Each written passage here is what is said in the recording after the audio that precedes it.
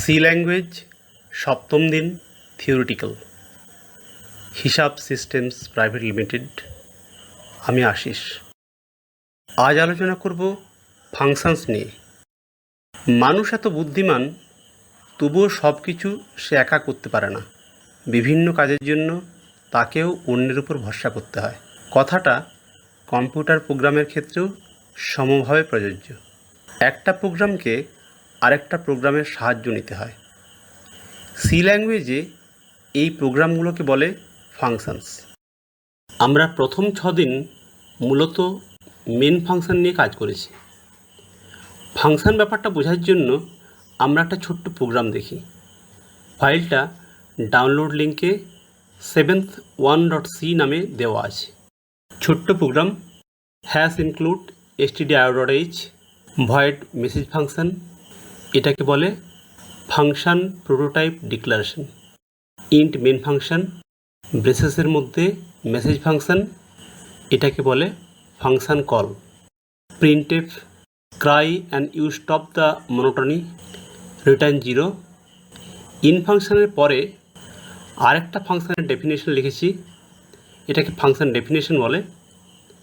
উপরে যে ফাংশনটা ডিক্লেয়ার করেছিলাম এখন তাকে ডিফাইন করছি।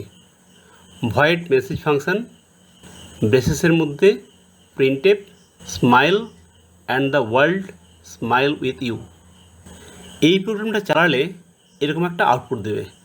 প্রথম লাইনে লেখা আছে smile and the world smile with you, আর দ্বিতীয় লাইনে লেখা আছে cry and you stop the monotony. আমরা এখানে দুটি ফাংশন ব্যবহার করেছি, এক মেন ফাংশন, 2 মেসেজ ফাংশন। গোটা প্রোগ্রামটার মধ্যে আমরা মেসেজ কথাটা 3 বার ব্যবহার করেছি। প্রথমবার ব্যবহারটাকে বলে ফাংশন প্রোটোটাইপ ডিক্লারেশন।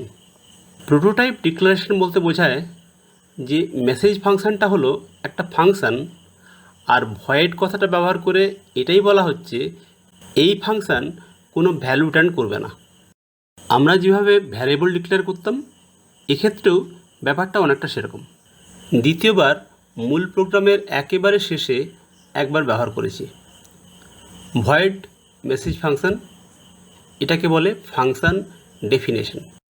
ব্রেসেসের মধ্যে printf smile and the world smile with you, একে বলে ফাংশন ডেফিনেশন। এখানেই ফাংশনটার মূল কাজ কি হবে সেটা বলে দেওয়া থাকে। এর আগে আমরা যেভাবে গোটা একটা মেন ফাংশন লিখতাম সেভাবেই এর মধ্যে যা কিছু লিখতে পারি। তৃতীয়বার মেসেজ ফাংশনটাকে মেন ফাংশনের মধ্যে একবার ব্যবহার করেছি, সেখানে শুধু লিখেছি মেসেজ ফাংশন সেমিকোলন। একে বলে ফাংশন কল। যে ফাংশনের মধ্যে অন্য ফাংশনটাকে কল করা হয় সেই ফাংশন কল করা ফাংশনটাকে জাগিয়ে কন্ট্রোল তার হাতে ছেড়ে দেয়। যতক্ষণ ওই কল করা ফাংশনটা কাজ করে ততক্ষণ যে ফাংশনটা কল করেছে সে নিজে কিছুক্ষণের জন্য ঘুমিয়ে নেয়।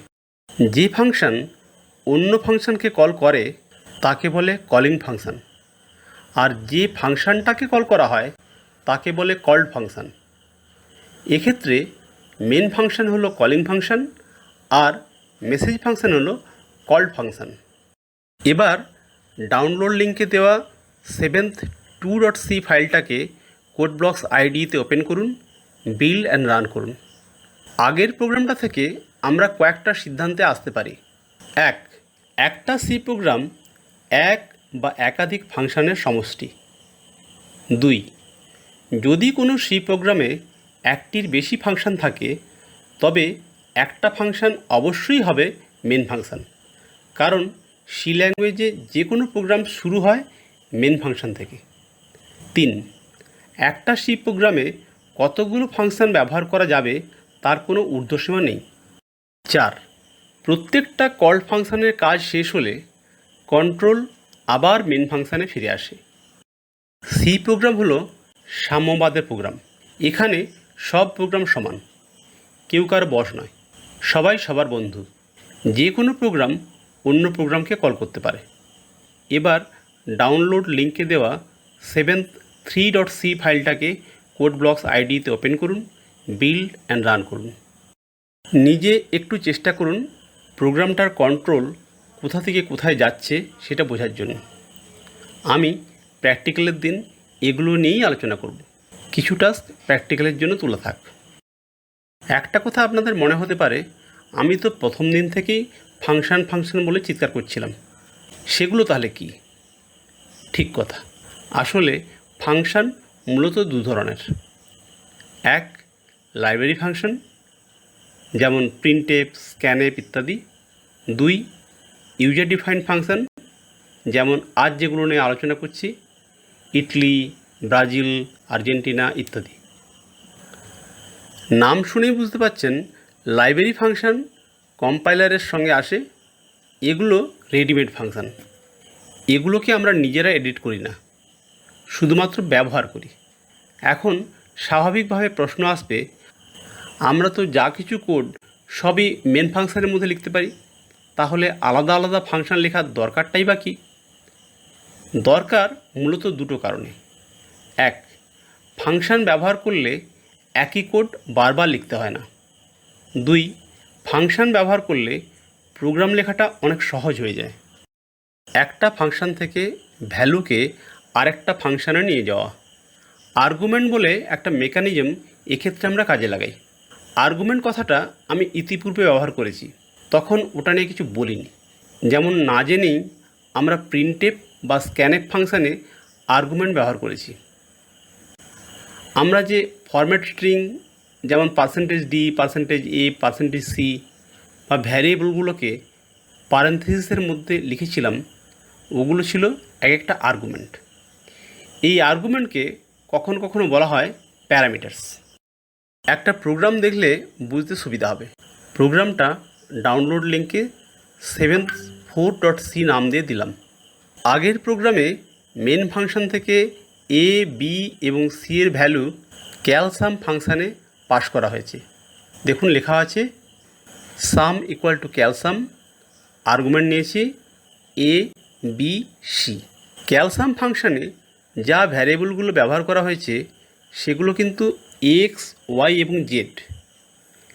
দেখুন এখানে লেখা আছে int calsum, int x, int y, int z।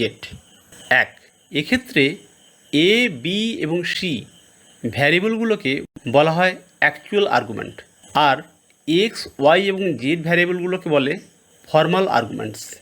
2, যে ফাংশনটাকে কল করা হচ্ছে তার আর্গুমেন্টের সংখ্যা যত খুশি হতে পারে, কিন্তু ভ্যারিয়েবলগুলোর টাইপ, ক্রম অর্থাৎ অর্ডার এবং সংখ্যা এগুলো অ্যাকচুয়াল এবং ফর্মাল আর্গুমেন্টের ক্ষেত্রে একই হতে হবে।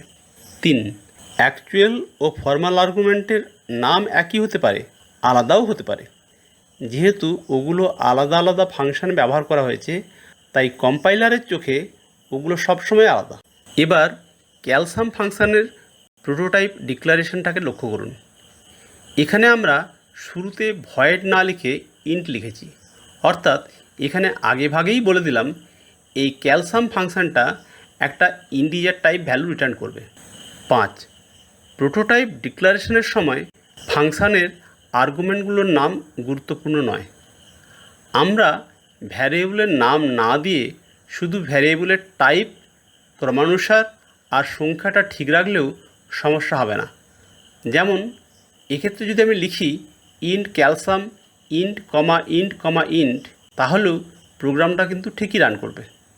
যদি কোনো ফাংশনের ক্ষেত্রে রিটার্ন টাইপ বলে দেওয়া হয়, তবে ওই ফাংশনের শেষে রিটার্ন স্টেটমেন্ট থাকা উচিত। রিটার্ন স্টেটমেন্ট দুটো কারণে ব্যবহার করা হয়। ক, রিটার্ন স্টেটমেন্ট এক্সিকিউট করার সঙ্গে সঙ্গে কন্ট্রোল কলিং ফাংশানে ফিরে যায়। খ, রিটার্ন স্টেটমেন্টে প্যারেনথেসিসের মধ্যে যে ভ্যালুটা থাকবে সেটাই কলিং ফাংশানের কাছে রিটার্ন যাবে। অবশ্য সবসময় প্যারেনথেসিস যে দিতেই হবে এমন কোনো কথা নেই। 7, রিটার্ন স্টেটমেন্ট যে ফাংশনের একেবারে শেষেই থাকবে বা একবারই থাকবে এর কোনো মানে নেই। যেমন একটা ফাংশানের উদাহরণ দিচ্ছি, ইন্ট ফান ফাংশন, ব্রেসের মধ্যে int n, printf enter any number, scanf %d %n, if n greater than equal to 10, n%, n less than equal to 90, return n, else return n plus 32। দেখুন এখানে রিটার্ন কথাটা আমরা দুবার ব্যবহার করেছি, অর্থাৎ স্ক্যানএফের মধ্যে যে ভ্যালুটা আমরা ইনপুট নিয়েছি সেই অনুযায়ী রিটার্ন কী হবে সেটা ঠিক করে দেওয়া হয়েছে। 8, একটা ফাংশান একটাই ভ্যালু রিটার্ন করতে পারে, তাই রিটার্ন a, b এভাবে লেখা যায় না। লাইব্রেরির ফাংশন ব্যবহারের নিয়ম। এবার ডাউনলোড লিঙ্কে দেওয়া 7th5.c ফাইলটাকে কোড ব্লকস আইডিতে ওপেন করুন, বিল্ড অ্যান্ড রান করুন। এই প্রোগ্রামে 4টি লাইব্রেরি ফাংশন ব্যবহার করেছি: সাইন ফাংশন, কস ফাংশন, ট্যান ফাংশন এবং পিওডব্লিউ ফাংশন। আমরা আগে জেনেছি কোনো ফাংশন ব্যবহার করার আগে প্রোটোটাইপ ডিক্লেয়ার করতে হয়, কিন্তু লাইব্রেরি ফাংশনগুলোর ক্ষেত্রে আমরা জানি না ওই ফাংশনগুলোর প্রোটোটাইপ কীরকম। এক্ষেত্রে ওই ফাংশনগুলো যে হেডার ফাইলে ডিক্লেয়ার করা আছে সেই হেডার ফাইলটাকে প্রোগ্রামের আগে #include দিয়ে ইনক্লুড করে দিতে হয়। যেমন এক্ষেত্রে math.8 হেডার ফাইলটাকে ইনক্লুড করা হয়েছে। আজ ফাংশন নিয়ে থিওরিটিক্যাল ক্লাস এখানেই শেষ। পরের দিন ফাংশন নিয়ে প্র্যাকটিক্যাল ক্লাসে দেখা হবে। আমি আশিস, হিসাব সিস্টেমস প্রাইভেট লিমিটেড।